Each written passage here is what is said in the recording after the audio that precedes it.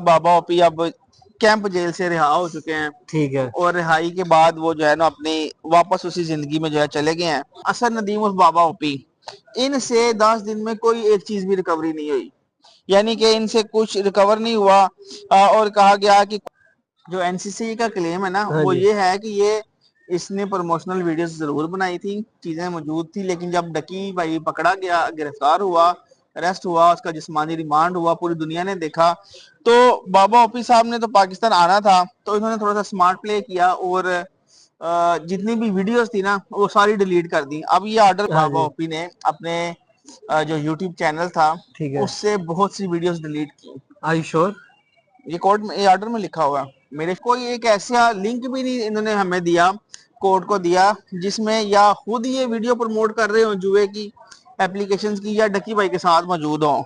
आपका मेजबान नातिक रेहान और आप देख रहे हैं Waqas Awan journalist YouTube channel. कल एक बड़ी खबर ये थी, अपडेट ये थी कि डक्की भाई के जो दोस्त हैं असद नदीम और बाबा ओपी, उनकी जमानत होगी। और जमानत किन किन ग्राउंड पे हुई है, क्या क्या चीजें मंजर यहाँ पर आई हैं, उस पर आपसे बात करेंगे। हमारे साथ senior court reporter Waqas Awan साहब मौजूद हैं। सर पहले तो बड़ा शुक्रिया, आपने सर ऑर्डर पढ़ा है?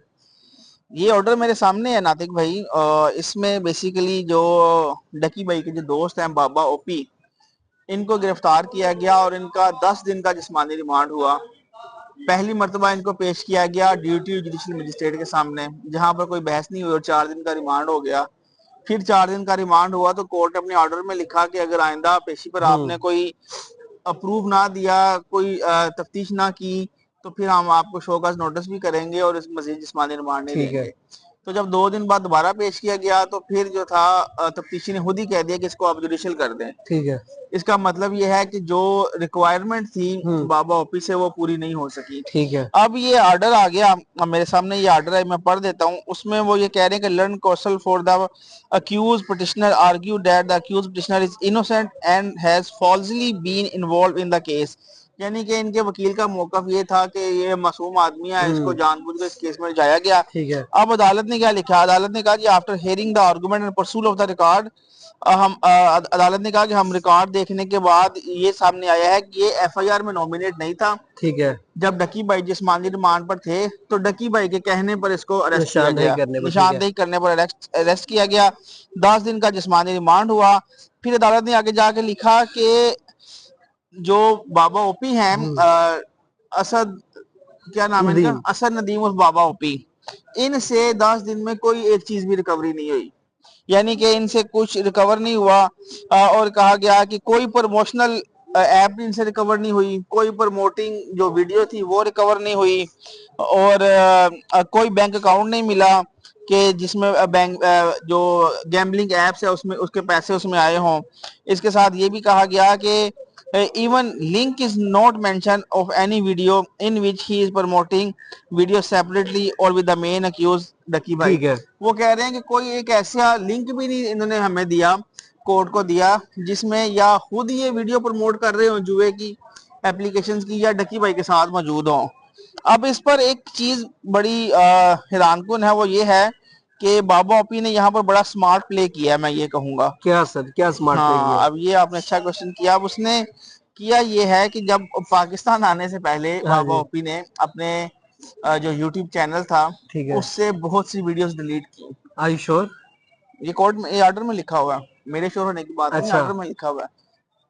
जो एनसीसी का क्लेम है ना हाँ वो जी। ये है कि ये इसने प्रमोशनल वीडियोस जरूर बनाई थी, चीजें मौजूद थी, लेकिन जब डकी भाई पकड़ा गया, गिरफ्तार हुआ, अरेस्ट हुआ, उसका जिस्मानी रिमांड हुआ, पूरी दुनिया ने देखा, तो बाबा ओपी साहब ने तो पाकिस्तान आना था, तो इन्होंने थोड़ा सा स्मार्ट प्ले किया और जितनी भी वीडियोस थी ना वो सारी डिलीट कर दी। अब ये ऑर्डर में भी आगे लिखा हुआ है। अब थोड़ा सा मैं पढ़ देता हूँ आपको कि even know any transcript of video in which it brought on the record. अभी ये अदालत कह रही है कि इसने कोई वीडियो नहीं दी एनसीसी ने जो कोई रिकॉर्ड पर हो जिसमें प्रमोट कर रहे हो। इस हवाले से उन्होंने ये कहा कि nothing in the found in 10 days physical remand, कुछ भी नहीं मिला 10 दिन का रिमांड में। और even it is mention by the IO Jimny number 45 that during the investigation no video is found on both YouTube account of the accused। आज इससे आगे की जो कहानी है वो ठीक है। मजेदार है। उसमें ये कह रहे हैं कि it is alleged that the accused has deleted the said promoted videos. उन्होंने कहा जी ये इन्होंने अपनी सारी वीडियोस डिलीट कर दी हुई हैं, अच्छा तो ये हमें नहीं मिल सकती। ठीक है तो अब अदालत क्या कह रही है इस पर? अदालत सर, ये मेरा कि एक मिनट, मैं इस पे यहीं पे आपको रोकता हूँ। विकास में मेरा सवाल ये है, वीडियोस अगर डिलीट हो जाती हैं, लिंक तो उसके फिर भी बाकी रहते हैं ना? आप उनको बता सकते हैं ना कि ये लिंक है, ये अब डिलीट हो चुके हैं। वो तो लिंक नहीं ना दिए गए देखिए एनसीसीए ये की जानिब से। टेक्निकल क्वेश्चन है, मेरा नहीं ख्याल कि अगर एक चीज एग्जिस्ट ही नहीं कर रही। आप देखें, एक वीडियो अपलोड हुई है, उसका लिंक मैंने कॉपी कर लिया, अपने पास रख लिया कि यार इस लिंक पे प्रमोशन हुई है, वो हाँ वहां से वीडियो अपलोड हो जाती, लिंक तो मेरे पास रहेगा ना कि ये लिंक हाँ, था, उस ये पे डिलीट वीडियो कर नहीं दिया। आएगी, हाँ उस पे वीडियो नहीं आएगी। अच्छा वो ये कह रहे हैं कि फोरेंसिक में भी, फोरेंसिक रिपोर्ट जो है वो भी ये बता रही है कि ये वीडियोस थी और डिलीट हो गई। ठीक है। ठीक है, अब अच्छा, अदालत फोरेंसिक रिपोर्ट बता रही है ये? बता रही है ये। ठीक है अब अदालत क्या कह रही है? अदालत कह रही है कि no one can be refuse to bail on just expectation और प्रिजम्पशंस। ठीक है। अदालत ये कह रही है कि हम किसी भी प्रिजम्पशंस के ऊपर या किसी भी ख्यालात के ऊपर हम किसी को जमानत देने से रोक नहीं सकते खुद को। डीपर असेसमेंट जो यानी कि किसी भी केस की गहराई में जाकर उसको देखना, ये हम बेल स्टेज पे ऐसा नहीं होगा। ठीक है ये चीजें ट्रायल में आप साबित करिएगा कि वो वीडियोस थी। अभी हमारे पास रिकॉर्ड पे कुछ नहीं है, ठीक है तो जब रिकॉर्ड पे कुछ नहीं है तो फिर हम किसी भी मुलजिम को बेल देने से रोक नहीं सकते। तो बाबा ठीक ओपी है। साहब ने बड़ा जबरदस्त प्ले किया है, वेल डन जी।